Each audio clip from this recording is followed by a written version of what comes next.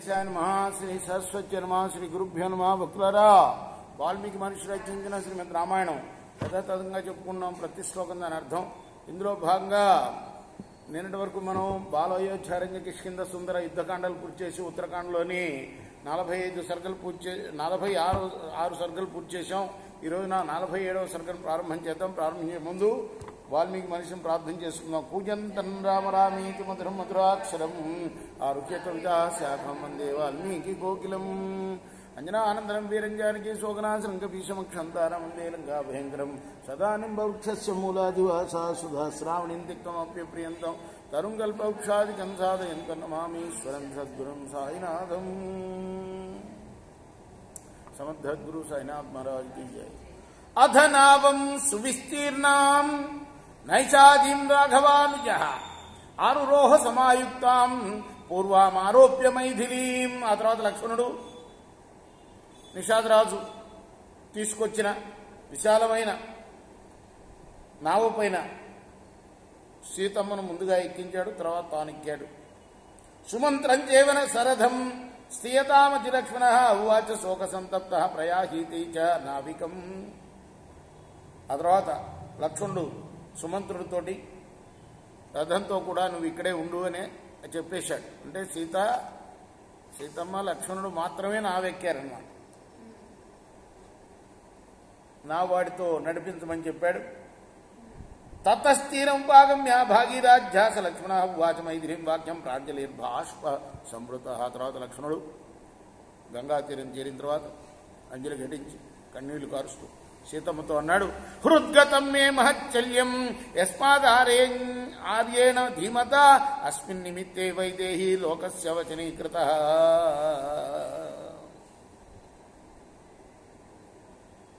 అమ్మా, బుద్ధిశాలి అయిన నా అన్నగారు నన్ను నీ విషయంలో లోకాల నిందకు పాలయ్యేటట్టుగా చేశాడు. ఇది నా హృదయంలో ఒక బాణంలాగా గుచ్చుకుంటూ ఉన్నదమ్మా. శ్రేయోహి మరణం మేజ్యా మృత్యుర్వాయత్ ప్రభవే నచాస్మిన్నీ దృశే కార్యే నియోజ్యో లోక నిందితే. ఈ విధమైన లోక నిందితమైన కార్యమునందు నన్ను నియోగించడం కన్నా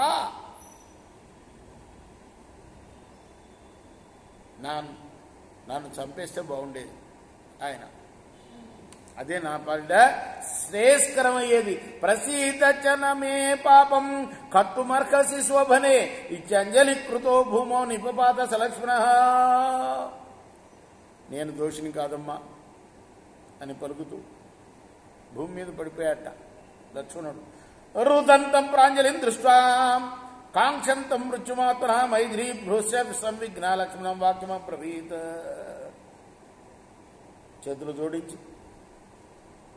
మళ్ళీ నాకు చావొస్తే బాగుండు అనుకుంటూ ఉన్న ఆ లక్ష్మణుని చూచి సీతమ్మ చాలా దిగులుతో ఇలా అన్నది, కిమిదన్నావగచ్చామి బ్రూహితత్వేన లక్ష్మణ పశ్చామి త్వన్నచ స్వస్థం అపిక్షేమం మహీపతే. లక్ష్మణ, నాకేం అర్థం కావట్లేదయ్యా, అసలు విషయం ఏమిటో చెప్పు. నువ్వు స్వస్థుడిగా ఉన్నట్టు నాకు కనపడటం లేదు. రాజు క్షేమమే కదా, అసలు సంగతి చెప్పు నాకు. శాపితోసి నరేంద్రేణ యత్వం సంతాపమాగతః తద్బ్రూయాః సన్నిధో మహ్యం అహమాజ్ఞాపయామి తే. రాజు మీద ఒట్టు పెట్టి చెప్తున్నా, నాకు ఖచ్చితంగా నువ్వు చెప్పాలి. నువ్వు ఎందుకు ఏడుస్తున్నావో చెప్పాలి. నిన్ను నేను ఆజ్ఞాపిస్తున్నాను అన్నది. వైదేహ్యాచోజ్యమానస్తు లక్ష్మణో దీనచేతన వాంగ్ముఖో బాష్పగలో వాక్యమే తదువాచత. ఆ తర్వాత చాలా దీనంగా తల ఉంచుకొని డగ్గుత్తికితో ఇట్లా అంటున్నాడు, శ్రుత్వా పరిషతో మధ్యే హ్యపవాదం సుదారుణం పురే జనపదే చైవ తత్కృతే జనకాత్మజే రామః సంతప్త హృదయో మా నివేద్య గ్రహంగతః. అమ్మా, నీ విషయంలో పల్లెల్లో పట్టణాల్లో వ్యాపించిన లోకాపవాదాన్ని గురించి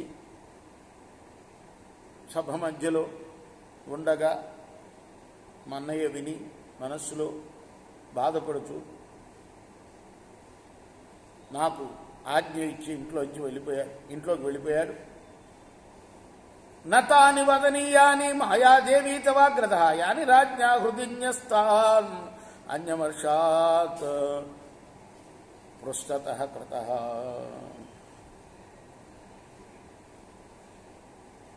అమ్మా, ఏ మాటలను మనస్సులో ఉంచుకొని రాజు నీ మీద ఉన్న ప్రేమను కూడా వెనక్కు నెట్టివేశాడో ఆ మాటలు నీ ముందు చెప్పతగినవి కాదు తల్లి అన్నాడు. రేపు మనం 13వ శ్లోకంలో కొనసాగిద్దాం. కృష్ణార్పణమస్తు. సాయి కృష్ణార్పణమస్తు.